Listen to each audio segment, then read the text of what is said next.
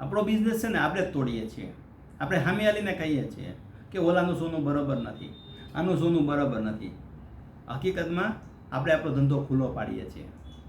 ક્યાંય સોનું સસ્તું નથી, ક્યાંય એટલો બધો ગાળો નથી. તમારો ધંધો છે, તમે એમ કહો છો કે ઓલા કરતાં હું વધારે આપું છું, કાલ બીજો સામેવાળો કહે છે એના કરતાં હું વધારે આપું છું, કાલ ઓલો એમ કહે છે કે હું ગાડીને ટચ કાઢીને આપું છું, કાલ ઓલો કહે છે કે હું આમ કરી આવું છું. એક જ વાર તમારી યારે ગાળવા માટે એ સાથે આવશે. બીજી વખતે તમારા હાથમાંથી ઘરાક ગયો એ પરબરો ગળાઈ આવશે, પરબરો ટચ કઢાઈ આવશે અને પરબરો ફાઇન કરાઈ આવશે, પરબરો રૂપિયા કરી આવશે. તમારી પાસે જે અડધો ટચ મળતો હશે ને એ નહીં મળે. એટલે ખાસ ધંધાની અંદરમાં ધ્યાન રાખો. જેટલું મોનોપોલીવાળું રાખશો ને એટલું તમારા માટે જ કામનું છે, બીજા માટે કામનું નથી.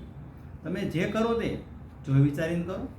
કાલ તમારી પેઢીઓ વહી ના જાય. એમ કે એની અંદર છે આ ધંધો કાયમી ટકે એ માટે. અને કોઈ કાંઈમાં કાંઈ 5-5% કોઈ કમાઈ નથી લેતું. બધા અડધો એક ટચ કમાતા હોય છે. એટલે સોનીનું કાપવાનું બંધ કરો.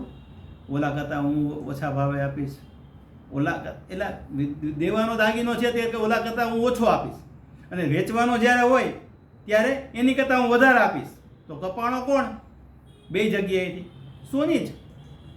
કોઈ વેચવા આવ્યો દાગીનો ત્યારે એમ કીધું કે ઓલા કરતાં હું વધારે આપું છું, જ્યારે લેવા આવે ત્યારે એની કરતાં હું સસ્તું આપું છું. એટલે હું ધર્મશાળા ખોલી છે તમે એટલે ધ્યાન રાખો.